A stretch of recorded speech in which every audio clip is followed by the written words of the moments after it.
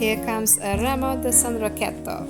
Over there, to let you know that that way is a dead end.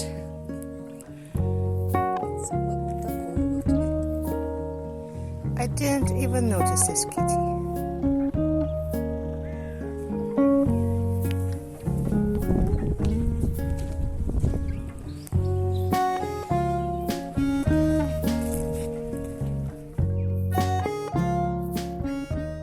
Milan was beautiful and grand and big and busy, but I was starved for nature. So once I got to Verona, I went hiking. So the map tells me I'm supposed to go this way here. But the way over there is so pretty. I want to go look at the vineyards. I mean, come on, how could I not, with a sign for the Alpine Star? Of course I went that way. And just look at that glorious view. The whole way is marked with signs that are yellow and blue. But mistake not, that is not the Ukrainian flag. That is the colors of Verona. And they have been since the 23rd of December 1938. It seems nobody is quite sure why, but looking at the flowers that grow here in the region of Veneto, perhaps the inspiration came from them. But then again, this time of the year everything is in bloom. But I'm too early to see the olive flowers. And that is an olive tree. Not any olives yet, of course. Soon there will be olives. Oh, this looks like a wild gooseberry. Maybe. But where am I actually going? Well, I'm on my way to Eremo di San Rocchetto, which is a little church. Not this one. One a little bigger, just up the hill from Quinzano, a village just outside of Verona, and a place of worship since the Bronze Age. Now you might think it's a wild path, but it's so civilized that there's a sign over there to let you know that that way is a dead end. If you want to keep going, go this way. The way is surprisingly well signposted with marks like this one, and winds in and out between vineyards and little wooded areas like this. The paths are noticeably old and paved with ancient stones, and propped up with stone walls. That's remains of some structure from once upon a time. Came across a little cat. I didn't even notice this kitty. Just then I looked around and there he was looking at me like he was very, very scared. And I found some cookies. It's a good thing that all the dogs here are behind fences, so it's pretty safe for hikers.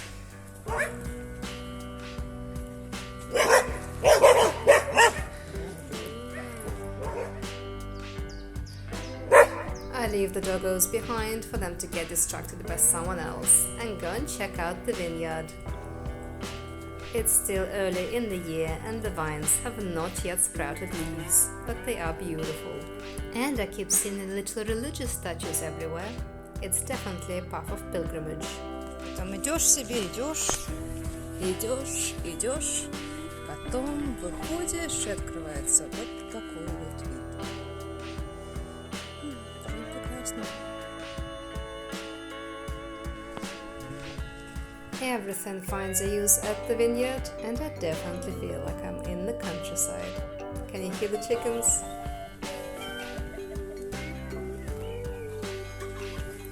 I start to see more and more of the olive trees, and the diversity of flowers continues to surprise me. Here's some wild poppies, and also these things that look a lot like wheat. But it can't be, because there's so much of it growing just wild. It's everywhere.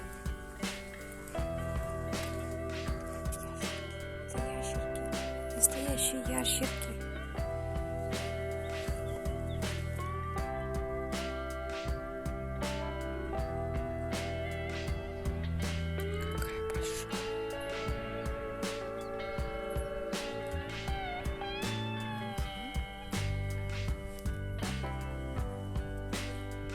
There's a little puppy watching me from up there.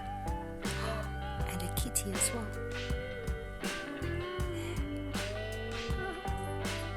But I carry on walking, and the gently climbing path takes me further up the hill. The views from up here are stunning. All you can see is vineyards and olive plantations for miles and miles around, and Verona, somewhere far below, bending around the Adige River. And I continue to pass religious monuments, which, along with the yellow and blue markings, remind me that I'm on the right path. As you can see, I have now come out of the wooded area and I follow the paved road and the low wall next to it. And all I can hear is rustling. Every few steps I can hear something scurrying away. It's the lizards, they're literally everywhere. So I entertain myself by looking for them as I walk along, and eventually I stumble across the actual map of the path. Here we are.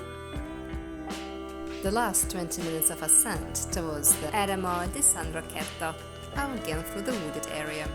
And it's nice because by this time of the day it is getting really hot. And once you're out of the trees, the view gets better and better. Plus, now you can walk across the hill and see what's on the other side.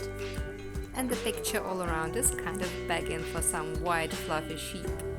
But oh well, it's beautiful as is. Just look at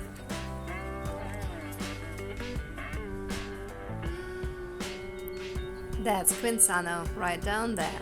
And it literally means 5 miles away from Verona, because that's where the village lies. And there is Verona. Those bricks of water are the Adige River that loops around the Verona old city.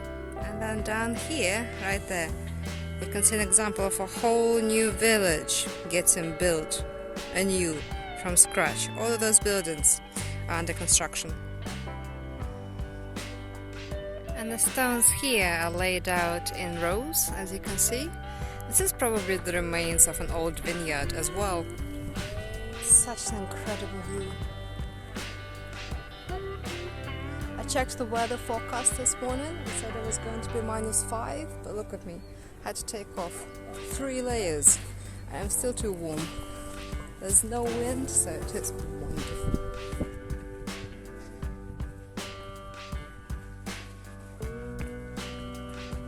Check out this tree here.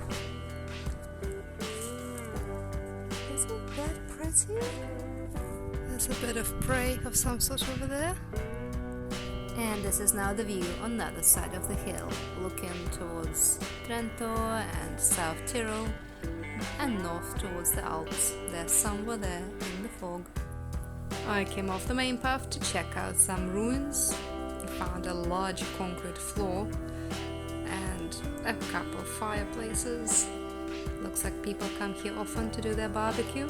And eventually I come to the edge of the hill to see the cross and everything that it looks down on. Now it's not far to the Eremo, through the olive trees, and there you can see its roof. And here is the Eremo, which in Italian means hermitage. So this is literally the home of the Saint Rocchetto. It rests on the Mount Cavro, which has been a place of religious note since the ancient times. In fact, during the Bronze Age there was a castle here, which likely was a place of divination for the stars and the sun. Between the 12th and the 13th centuries, this hill was host to 3 crosses and a little statue carved from the rock that you saw earlier, and they were built here to commemorate the Holy Sepulchre. And this was followed by the construction of the church you see right now in the 15th century. Additional buildings were constructed in the 16th centuries, and the facades were decorated with frescoes. The last bit of building happened here in the 18th century, and that saw the building of the staircase leading to the entrance portico of the church. There is hardly any information about this place in English on the internet. There is a Wikipedia page, but there is only an Italian version. There are no translations into any of the other languages at all. That said, in 2017 there was a documentary made in Italian about this place. There are actually 3 entrances into the church. There's one at the front, one at the back, and one to the side. I came through the one that is at the side, and now I'm leaving through the one that is at the front. So it actually has big steps. Really big steps. And really nice bed. And it's very, very obvious that that is the entrance. But hey, why do things the easy way? It takes me exactly 10 minutes to get back into Quinzano from this entrance. I've seen exactly 4 other tourists the whole time. And 3 cars. That's it. It's taken me 2 hours to stroll around the area, and it's been a very well spent evening. So you might remember me going down that way. Well, I've just come back from this way. That's why the church is up there. What goes around comes around. Travel, lovely. Travel more. It's good for the soul.